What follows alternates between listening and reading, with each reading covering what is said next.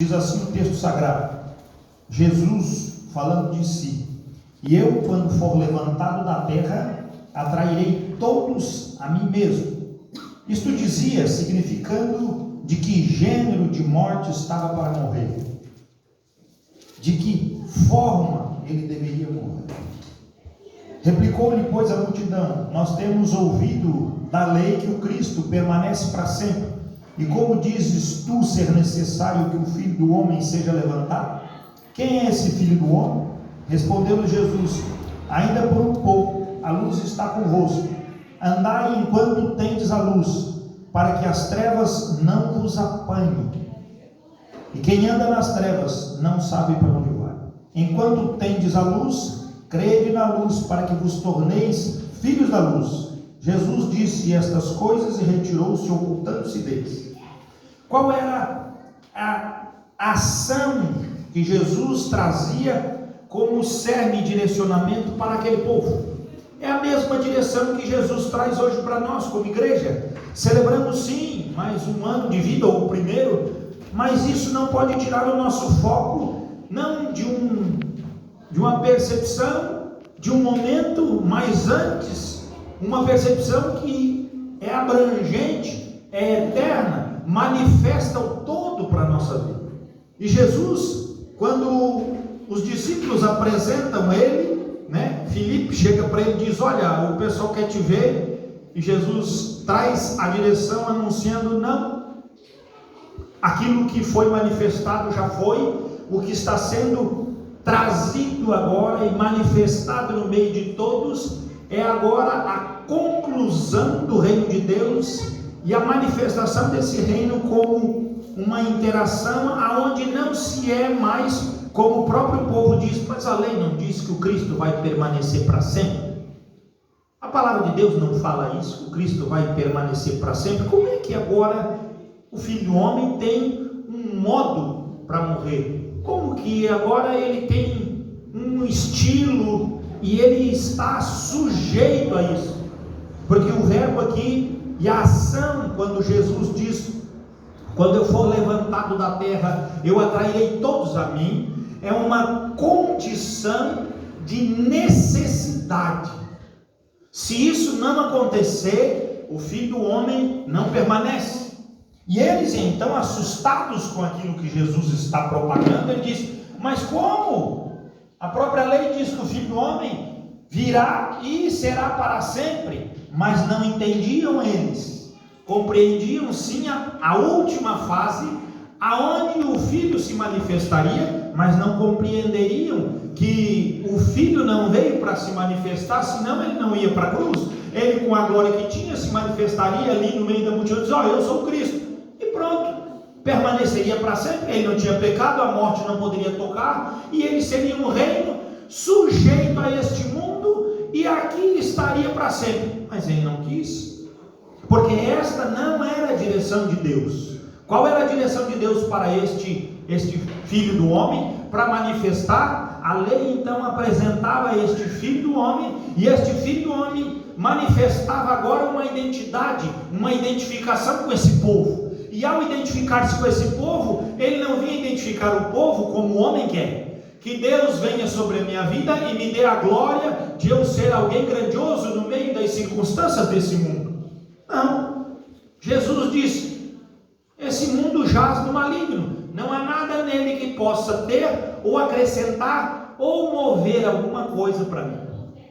Jesus não tinha nenhuma parte com esse mundo. Ele diz bem claro: eu não quero nada deste mundo e também não tenho nada de manifestação sobre ele. Antes, porém, manifesto um reino eterno, do qual será muito maior a sua projeção. E Jesus veio para restaurar, diz o texto sagrado, as coisas do céu, da terra e as debaixo da terra. A sua glória seria completa. Esta é a ação e este é o momento em que Jesus culmina no seu discurso dizendo: e eu, quando for levantado da terra, atrairei todos a mim. Todos são quantos? Todos. Toda manifestação de todas as eras e em todas as esferas e em todos os planos manifestaram-se em Cristo. Manifestaram-se nele, porque ali na cruz do Calvário houve o acrescentar do homem. Todos os homens foram incluídos no seu corpo, na sua morte, no seu sacrifício, para que pelo sacrifício de Cristo a salvação chegasse a todos os homens.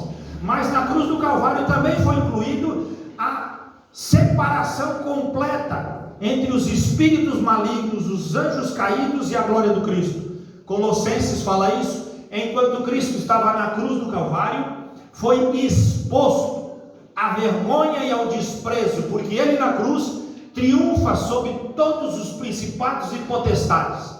É na cruz que a glória há profunda separação. Não há mais como este reino maligno interagir com o reino de Deus. Agora é impossível, porque o Cristo se manifestou Senhor sobre todas as coisas. E ao manifestar-se como Senhor, ele agora destitui. A Bíblia diz que ele expõe. Versículo 30 do mesmo capítulo. Então explicou Jesus: não foi por mim que veio essa voz, e sim por vossa causa. Quando ele estava sendo manifestado o céu, o Pai não se conteve, e então ele diz: eu já o glorifiquei, versículo 28, e ainda o glorificarei. Mas por que o Pai fala isso? Para que se cumprisse o versículo 31, e Jesus assim diz: chegou o momento de ser julgado este mundo, e agora o seu príncipe será expulso. Acabou o reinado, não tem mais nenhuma percepção humana e mundana. Agora o Cristo reina absoluto e traz tudo a centralidade do sacrifício da cruz, traz tudo a transformação do momento exímio da cruz do Calvário. E Jesus o que fala? Não só nesse momento, mas se nós voltarmos um pouco em Mateus capítulo 12, nós vamos ver que ele usa a mesma referência. Ele está dizendo para nós a mesma conclusão, para que pudéssemos nós entender as coisas que são pertinentes ao reino de Deus. Mateus capítulo 12, versículo 38. Jesus usa essa referência para aquele povo que tinha sim a percepção de que eles seriam, novamente nós entendemos isso, que eles seriam um povo escolhido, e que o limite do governo deles seria aqui na terra.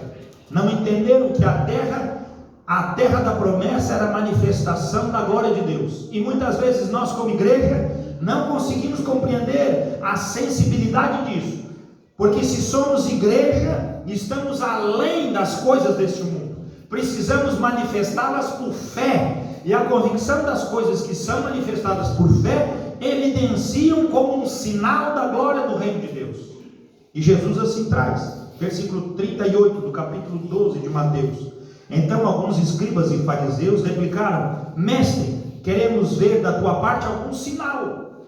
O que era o sinal que eles queriam ver? Queriam ver um milagre, queriam ver alguma condição que sustentasse o reino de Jesus como um reino terreno, um milagre que pudesse trazer independência para eles, um milagre que colocasse eles maior do que o reino dos romanos, alguma coisa que desse para eles sustentação àquilo que eles desejavam como escribas e fariseus que eram. Dá um sinal, mestre, mostra para nós alguma coisa.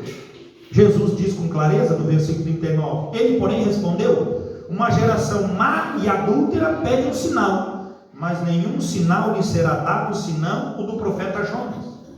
E todos nós lembramos muito bem, e as crianças desde pequenininho já cantam, que o profeta Jonas foi aquele engolido por um grande peixe. E Jesus diz: esse é o sinal não de manifestar uma coisa aos olhos dos homens para a glória dele, mas assim como Jonas, e ele vai dizer o sinônimo disso.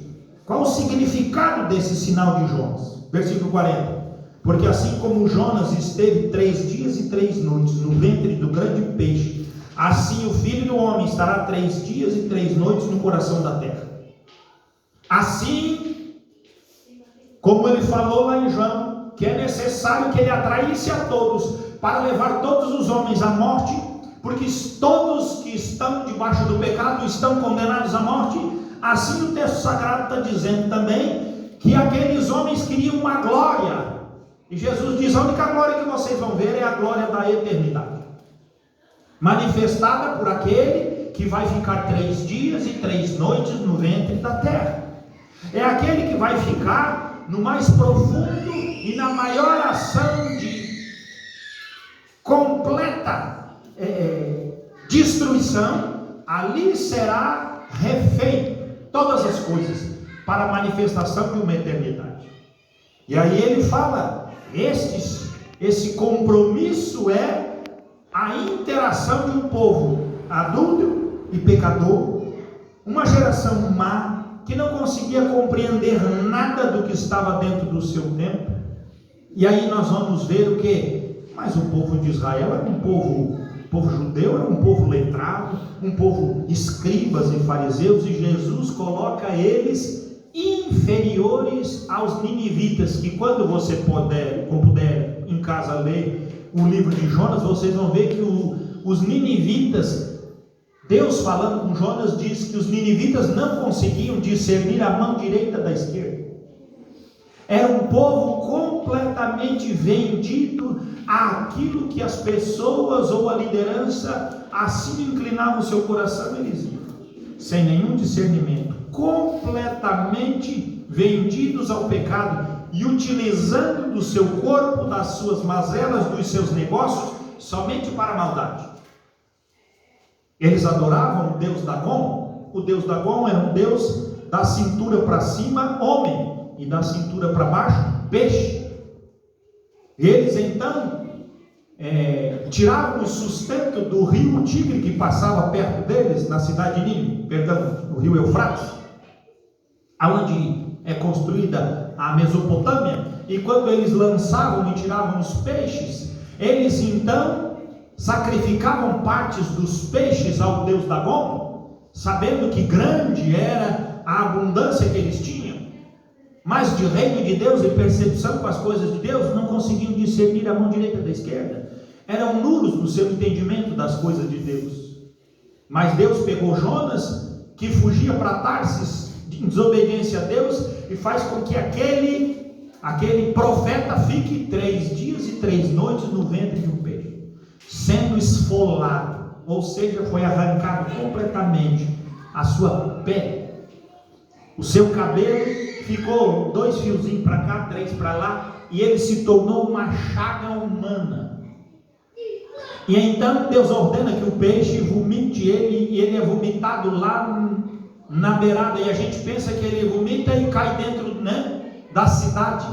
Ele está no mar, ele está indo em direção a Tarsis, provavelmente a Espanha, e Deus faz com que ele seja vomitado ali, e ele tem que ir até Nínive pregar o Evangelho.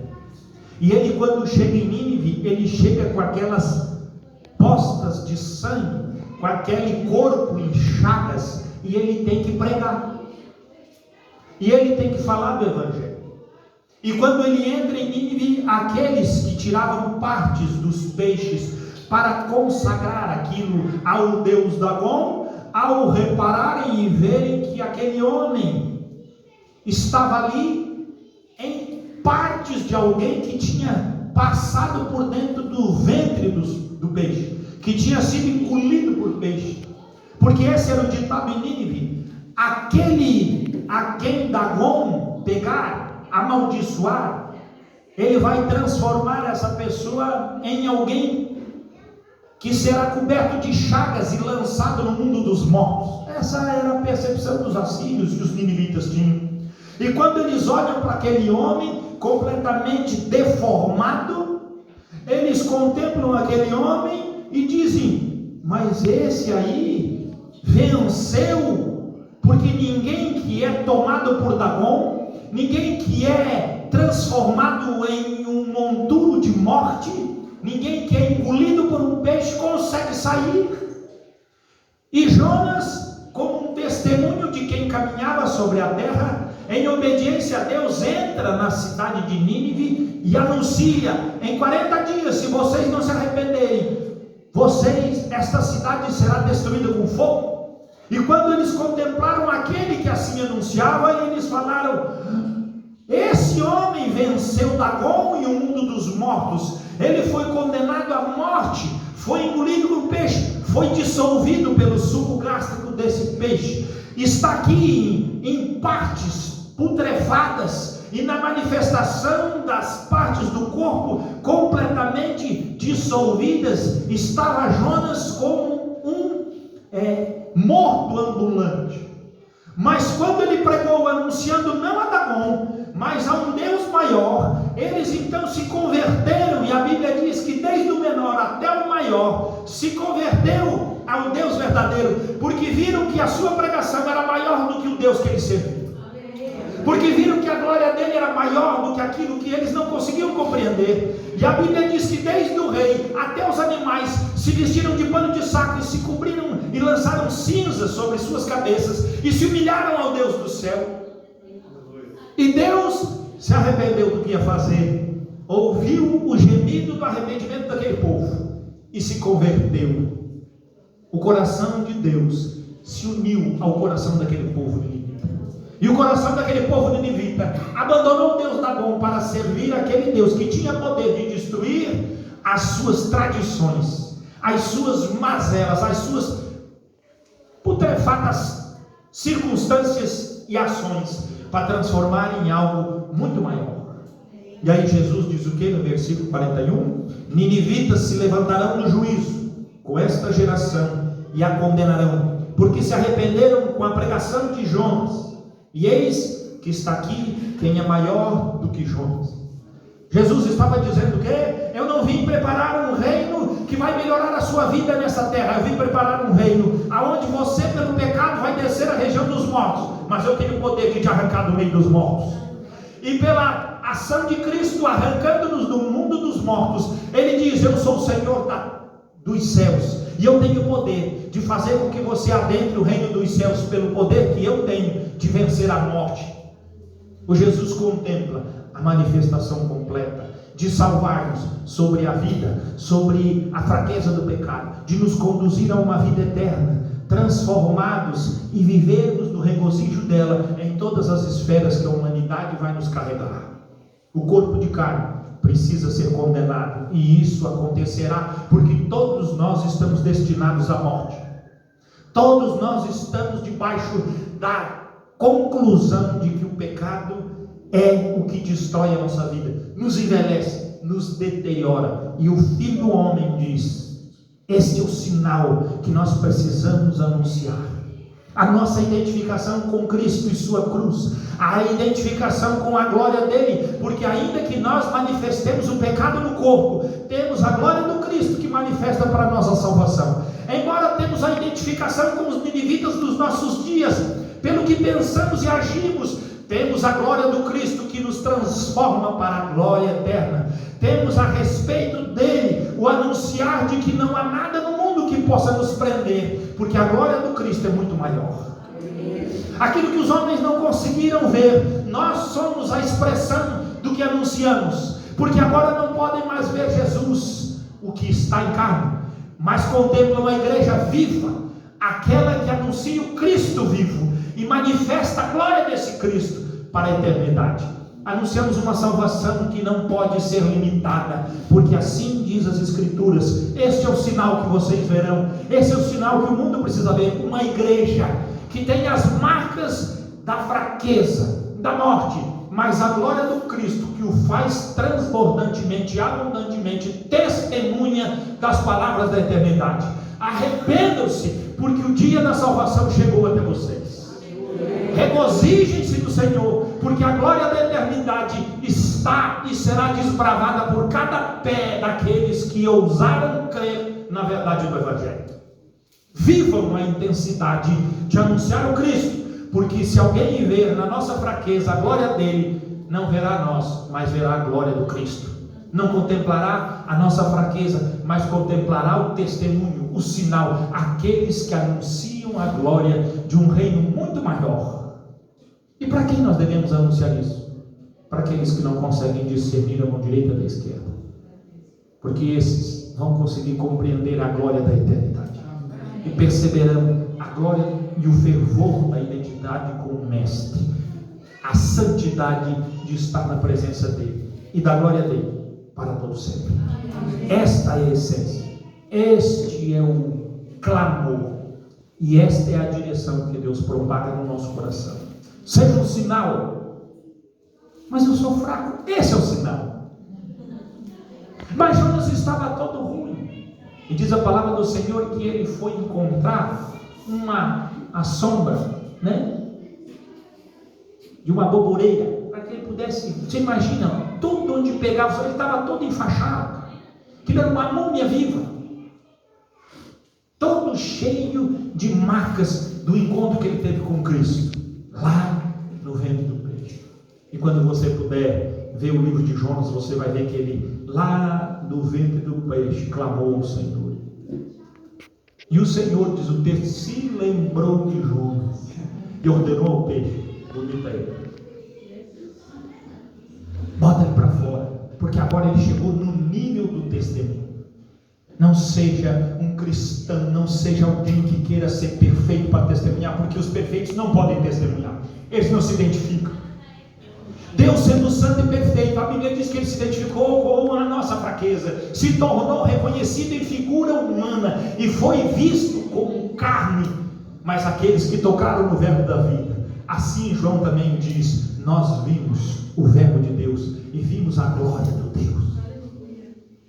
Deus quer manifestar a sua glória em nós, e nós somos a igreja viva, que no meio de uma fraqueza absurda, anunciamos ainda dizendo: há esperança, arrepende, há salvação, muda e o céu se abre e a vida eterna entra, porque a glória de Cristo, ela não está limitada a esse mundo, ela pertence a Ele, nesse mundo, no mundo dos mortos e no mundo da vida eterna.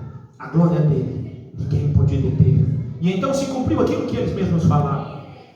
Mas o Filho do Homem não terá glória para sempre? Sim, ele tem, porque ele ressuscitou, venceu a morte, e hoje a morte não tem mais domínio sobre ele. Amém. E todos os que estão nele, se cumpriu também, eu vou ser levantado da terra, e nós todos nos unimos a ele, para que a glória do Cordeiro viesse até nós, e pudéssemos ser o sinal para aqueles que estão perdidos. Uma igreja que celebra a nova oportunidade para um novo ano, é uma igreja que celebra a oportunidade de ser uma marca de Cristo, manifestar a glória dele e anunciar ela. Feche seus olhos, baixe sua cabeça, oremos apresentando ao nosso Deus, para que sejamos uma igreja, para que sejamos nesse tempo estes que conseguem não ser super-homens, nem uma super-igreja, mas na simplicidade do reino manifestam a glória do super-Cristo, do Santo Deus, aquele que é e nos torna santos, aquele que é perfeito e nos aperfeiçoa, aquele que tem luz e manifesta ela em nós, aquele que nos livra de todo o mal, nos arranca do meio das trevas, nos tira de um lamaçal e nos coloca sobre a pedra firme, aquele que tem poder para mudar a nossa história. Esse é o Deus que nos convoca para sermos verdadeiramente um sinal sobre essa terra, um sinal sobre este lugar, um sinal sobre esta cidade. Pai bendito e Deus de toda misericórdia, move, Deus, o teu braço forte e a tua mão de poder sobre este lugar, e que aqui esta igreja seja um sinal, ó Deus, aos que se perdem. Seja um sinal, ó Deus, para que cheguem a este lugar e encontrem uma palavra de libertação, e possam ser, ó Deus, transformados em cada momento e em cada palavra na glória de Cristo e no poder dele. E assim manifeste o Senhor sobre nós a virtude de quem Ele é e a glória deste Cordeiro que nos salva para todo sempre, e que assim possamos ser os propagadores dessa verdade, dessa glória e dessa luz, pois anunciamos isto no nome do Senhor Jesus Cristo. Amém.